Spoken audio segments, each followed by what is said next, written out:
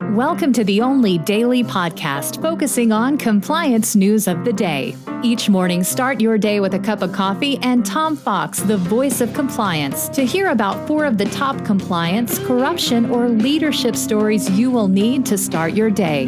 The Daily Compliance News is a production of the Compliance Podcast Network.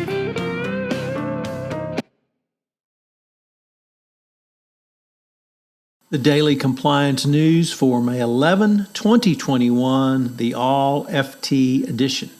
And we begin with that story as the Malaysian Sovereign Wealth Fund, 1MDB, seeks to recoup some $23 billion in losses. They claim that Deutsche Bank and JPMorgan and more than 20 individuals, including a former prime minister, owe more than $23 billion in losses to the Malaysian Sovereign Wealth Fund. JPMorgan and Deutsche Bank both deny that they are culpable in any way, but the lawsuits form a basis of government efforts to recover losses linked to the fund.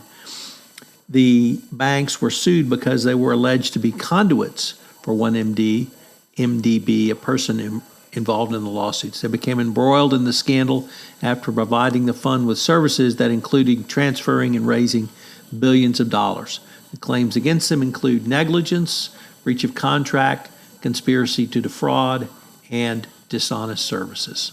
Next up is Andrew Hill's always great on management column in the FT, and he says that flexibility in fellow staff members will pull us back to the office. Persuading a critical mass of staff to bring their work spheres to the office without sacrificing the inclusivity of Zoom and the advantage of working from home is hard. The central paradox is the best way of encouraging people to return to work may be to give them the freedom not be like employers in the U.S. and say you'll be fired unless you come back to work.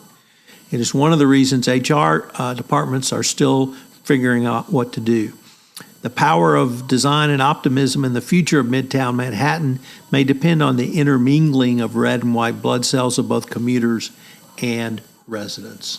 In the United Kingdom, a large number of employees who represent themselves in front of employment tribunals over whistleblower retaliation claims is an incredibly stressful process. As a practicing lawyer, I can attest that it's never easy to go to court, and when you're not a lawyer, the pressure can become, frankly, overwhelming. So this is something that, if this is your situation, you really need to have legal counsel involved on your behalf. And our final article is about cultivating a company's culture. I'd like you to think about that as a compliance officer and how you can simplify, remove friction, and increase fairness to help your overall corporate culture. Technology can certainly improve culture and deliver some of those things, but to have the type of culture where accountability reigns, it should be a key goal of every compliance officer going forward.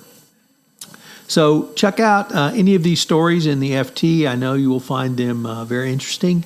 And from the compliance officer's perspective, check out the stories on corporate culture and Andrew Hill on management about how to get employees back into the workplace through lots of carrots, and that you can have really the best of both worlds if you don't threaten employees with termination if they decide that they want to continue working virtually and want to continue working from home.